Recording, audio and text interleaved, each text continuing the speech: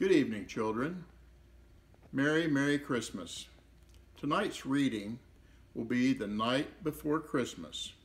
It was written by Clement Clarke Moore. Almost 200 years after its first release in 1823, it's been read to children for years and years and years. That's almost 200 years ago this was written. And tonight I'm going to read it to you. The Night Before Christmas.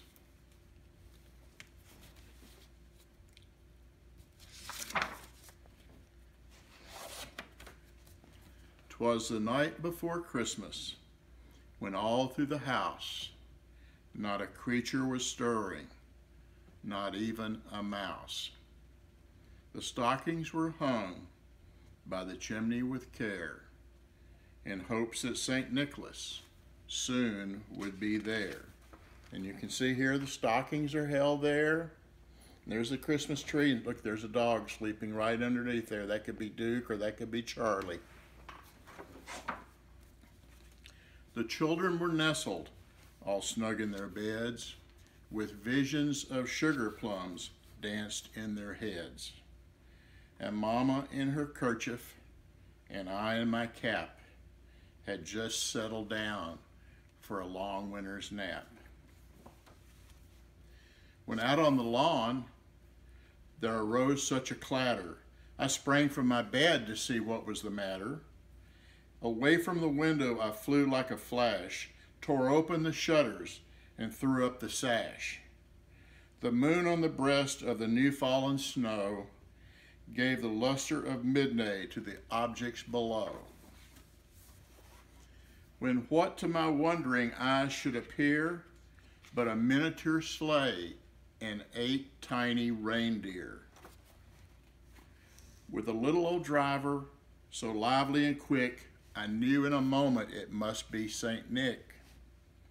More rapid than eagles his coursers they came, and he whistled and shouted and called them by name.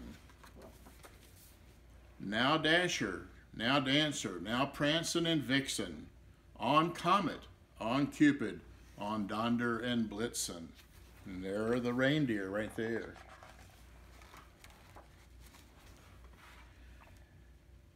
As dry leaves that before a wild hurricane fly, they meet with an obstacle mount to the sky. So up on the housetop the coursers they flew, with the sleigh full of toys and St. Nicholas too. And then with a twinkling I heard on the roof the prancing and pawing of each little hoof. As I drew in my hand and was turning around, down the chimney St. Nicholas came with a bound. He was dressed all in fur from his head to his foot, and his clothes were all tarnished from ashes and soot. A bundle of toys he had flung on his back, and he looked like a peddler just opened his pack. And look at that, can you see Santa? Santa Claus has got a big sack of toys for the kids. His eyes, how they twinkled, his dimples, how merry. His cheeks were like roses, his nose like a cherry. His droll little mouth was drawn like a bow, and his beard of his chin was as white as the snow. The stump of a pipe he held tight in his teeth, and the smoke it encircled his head like a wreath. He had a broad face and a round little belly that shook when he laughed like a bowl full of jelly. He was chubby and plump, a right jolly old elf. I laughed when I saw him in spite of myself. And a wink of his eye and a twist of his head soon gave me to know I had nothing to dread. He spoke not a word and went straight to work and filled all the stockings and turned with a jerk, and laying a finger aside his nose and giving a nod up the chimney he rose. He sprang to his sleigh, his team gave a whistle, and away all they flew and down on a thistle.